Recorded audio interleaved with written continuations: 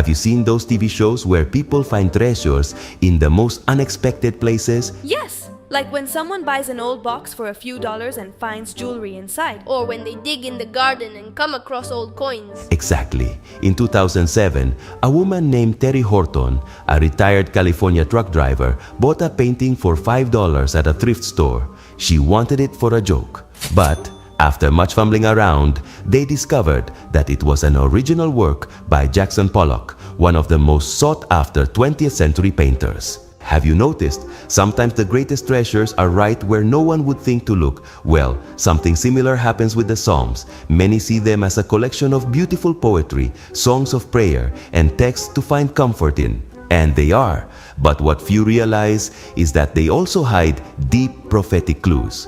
Yes, they are inspirational, but they are also revelations. Sabbath School Like presents the series How to Study Bible Prophecy. Lesson 8 in the Psalms, Part 1. David and other psalmists, guided by the Holy Spirit, wrote the 150 psalms found in the book of Psalms. These psalms were and still are used in public and private worship. Who has not found comfort in a psalm? That is why this book, along with Job, Proverbs, Ecclesiastes, and Song of Songs, is part of a section of the Bible called Poetical Books. But listen carefully. The Psalms are not just a source of biblical poetry. Many of those Psalms were prophecies that pointed to the future. They announced the coming of the Messiah, His sufferings, His victory, His reign, all in the form of inspired poetry. This week, in the School of the Prophets 2.0, we are going to dig through the stanzas and melodies of the Psalms and find prophetic gems that relate to the prophecies of Revelation concerning God's end-time remnant. So this week's question is, what prophetic elements do we find in the Psalms that are especially relevant for us today?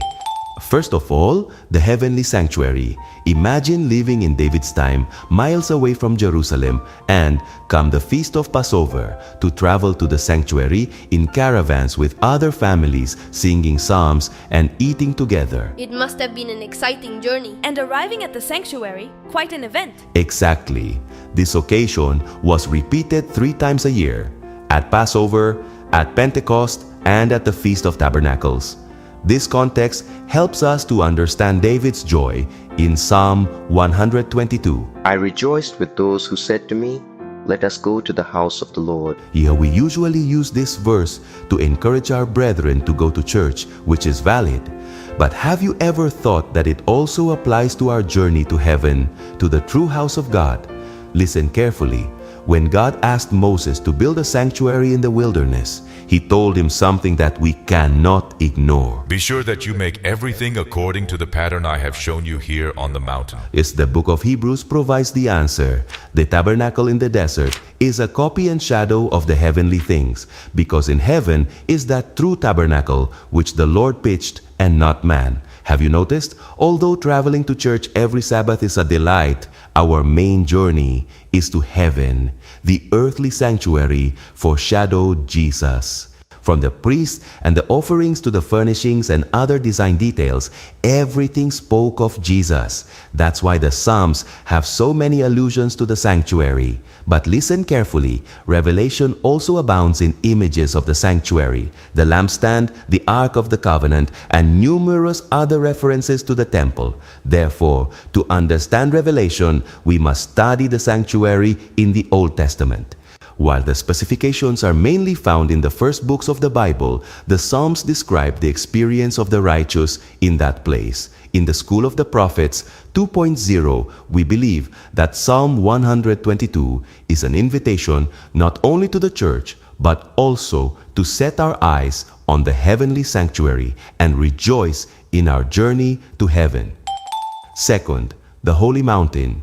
Have you ever climbed a mountain? Yes, it looks easy, but it's not. I like it when we get to the top and see everything from above. Exactly. Climbing a mountain is an effort, but it is also a transformative experience. In Revelation 14, we find God's people standing on Mount Zion. What was Mount Zion in the Old Testament? Mount Zion was west of what is now known as the Old City in Jerusalem, and was considered the seat of God's throne or presence among His people.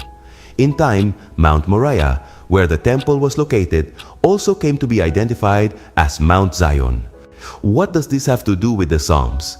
Listen carefully. Psalm 15 opens with a question, Lord, who may abide in your tabernacle? Who may dwell in your holy hill? Psalm 24:3 asks almost the same question, who may ascend into the hill of the Lord? Or who may stand in his holy place?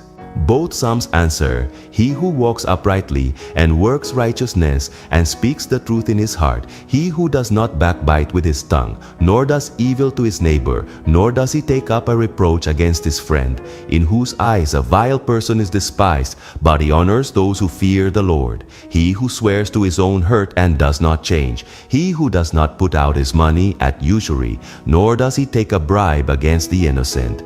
Only those whose hands and hearts are pure, who do not worship idols and never tell lies. What is impressive is that John in Revelation complements the characteristics of those who will be on the holy mountain. They had the name of the Lamb and his Father written on their foreheads. They follow the Lamb wherever he goes. They were redeemed from among men as first fruits to God and to the Lamb. And in their mouth was found no deceit, for they are without blemish before the throne of God. Have you noticed? It is as if the questions asked in Psalms 15 and 24 were answered in Revelation. Climbing the mountain of the Lord is not easy. It requires purification, decision, and perseverance. But in the School of the Prophets 2.0, we believe that we do not climb alone. Jesus went first and now invites us to follow him. Come and let us go up to the mountain of the Lord. That is an invitation that still stands. And third, the name of God. Have you ever heard it said about someone that he or she is of a good name? Yes. And what does that mean? That he is an honorable person. Correct. The person can be called Sinforoso, Anacleto, or any name you can think of. But when we say that he is a person of a good name, we are not referring to his name, but to his character. Something similar happens in the Bible. When Revelation 14 says that the 144,000 have God's name written on their foreheads, it does not mean that they have a literal tattoo, but that their minds and hearts are marked by God's character. Listen carefully. In the Psalms, this idea is more present than we imagine.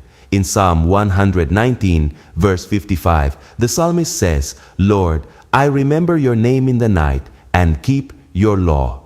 Have you noticed? Remembering God's name leads to living according to his law, because his law reflects his character. And if God's character is expressed in his law, then having his name written on our foreheads means having been transformed into his image, living in obedience, with integrity and love. Perhaps for years, we have read the Psalms as beautiful poetry, not realizing that they contain a prophetic treasure hidden in plain sight.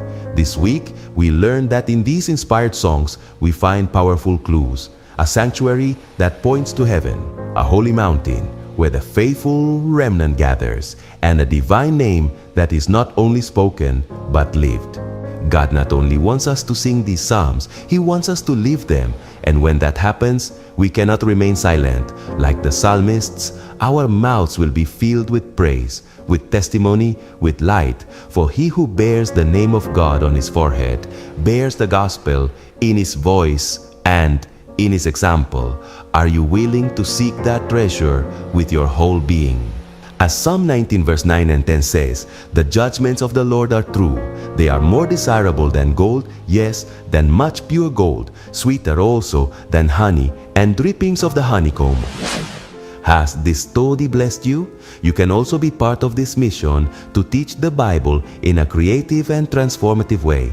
Scan the QR code on the screen and support us so that more people can learn how to study biblical prophecy. Remember, together we can grow more.